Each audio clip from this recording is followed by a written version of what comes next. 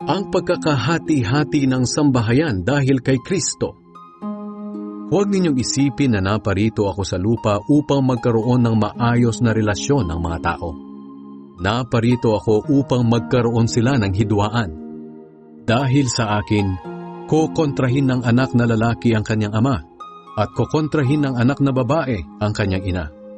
Ganoon din ang gagawin ng manugang na babae sa kanyang biyanang babae. Ang magiging kaaway ng isang tao ay ang sarili niyang sambahayan. Ang nagmamahal sa kanyang mga magulang ng higit sa akin ay hindi karapat-dapat sa akin. At ang nagmamahal sa kanyang anak ng higit sa akin ay hindi karapat-dapat sa akin.